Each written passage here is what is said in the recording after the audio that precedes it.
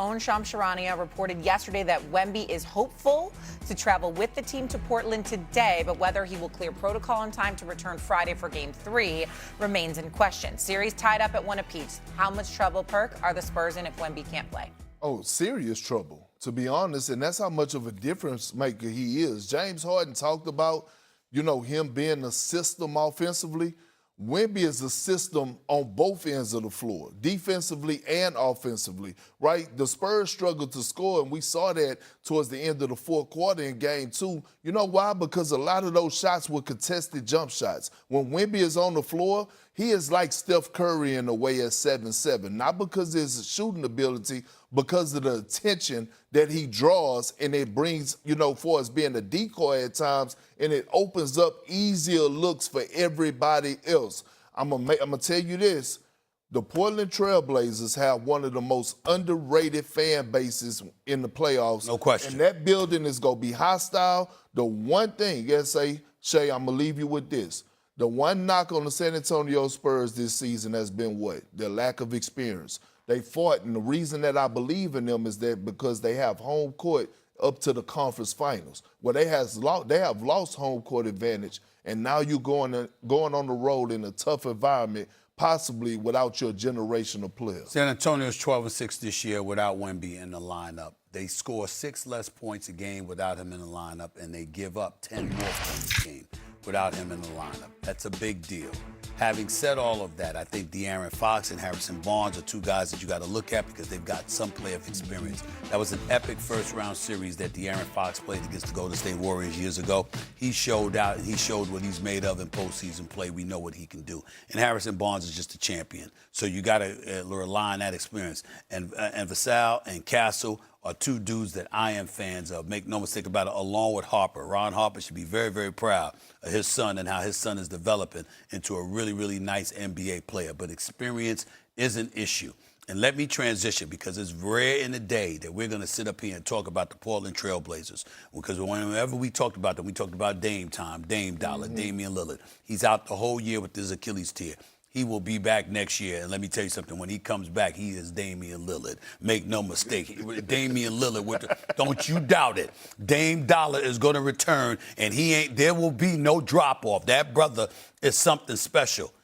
This kid, Scoot Henderson, I like this kid a lot. I am a huge fan of this kid.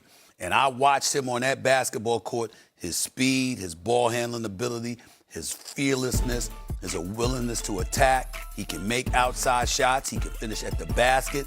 He's athletic. He's got a rough rider mentality in him.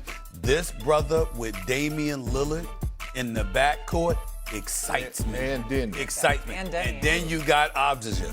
I mean, this brother can play. What the hell were the Bulls thinking? What the hell were the Washington Wizards thinking? This brother can play. Yeah. I'm telling y'all right now, I don't have Portland winning this series. I do have them winning Game 3. I do have them going up because Wemby ain't going to play. NBA ain't going to let him play. Concussion, all of a sudden you on that basketball court. They ain't letting that happen to Wemby. Wemby's not playing Game 3. I can't see Wemby playing in Game 3. But I do see them being down 2-1, and then they say, wait a minute now. We can't have Wemby out now. It's been enough time. Let's get him back in the lineup. So you get back for Game 4. You even the series Game 4, go back to San Antonio, tied 2-2.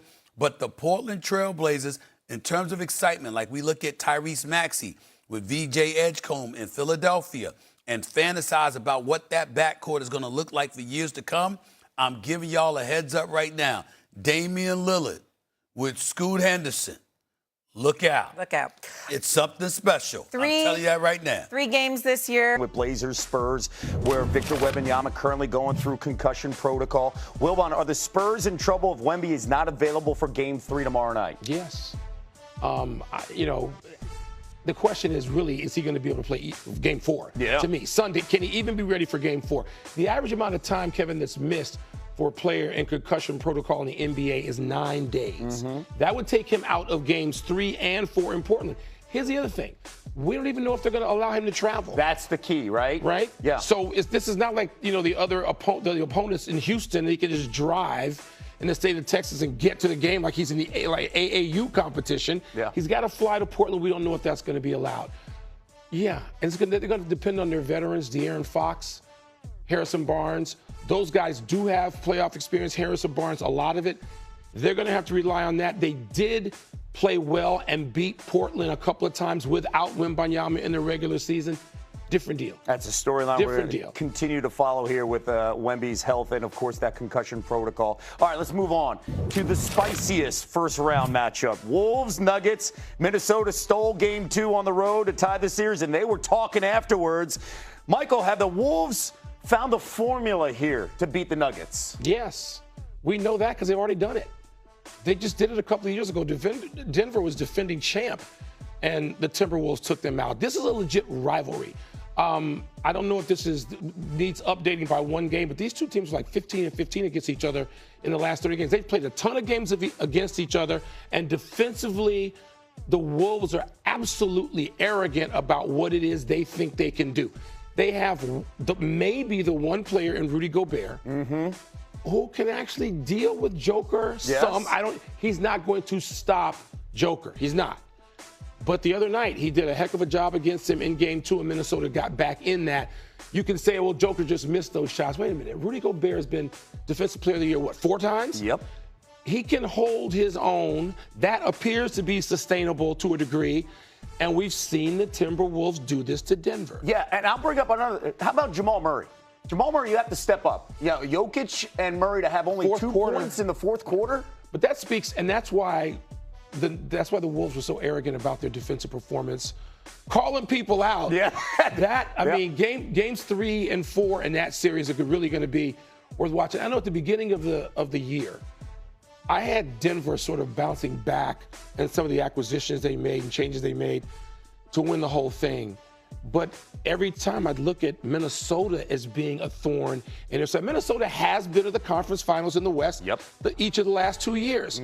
And that's going to be a long series. They're a matchup nightmare. All right, finally, how about LeBron? 41 years young, turning back the clock, leading the Lakers to a commanding 2-0 lead over the Rockets as the series heads back to Houston.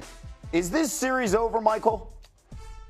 I think so. LeBron, I mean, historically, and I know I'm leaning on what has happened, 24-0. That's not a small sample size. 24-0 in games and series in which his team leads 2-0. And if Kevin Durant, we don't know what affects that the knee contusion are having. He scored 20 points in the first half.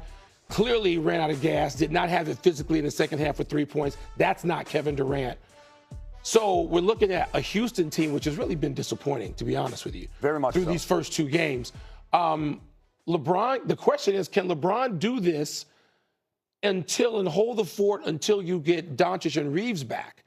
That would really be important. This series goes so long. It goes longer than the Summer Olympics.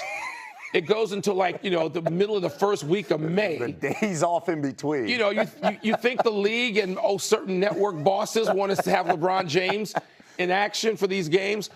Yeah, if LeBron, who doesn't have to play back-to-backs, gets some downtime, gets 2 days off, the way he's playing, LeBron's ability to diagnose whatever is needed quarter to quarter, game to game, night to night, series to series, it's amazing at this stage that he can do that and just sort of be whatever he needs to morph and be whatever he needs to be.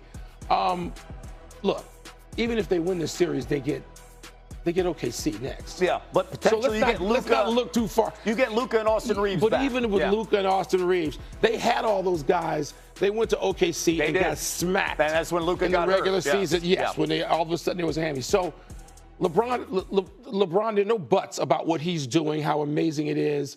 Can he get at least one of these games? I think they'll get a game in Houston as well. Houston just looks off. Houston had every chance in all season long, once Fred VanVleet was injured, to go and get a point guard, get somebody to help Kevin Durant. Kevin Durant bringing the ball up in the second half of games and having to do all of this. Kevin Durant, not 27 years old either anymore. Houston blew it in a personnel way then. That's top of the pyramid. I'm not putting that on the staff or on the players. Houston, look at C.J. McCollum, who comes over from Washington to Atlanta, and look at the difference it's made. Houston needed a similar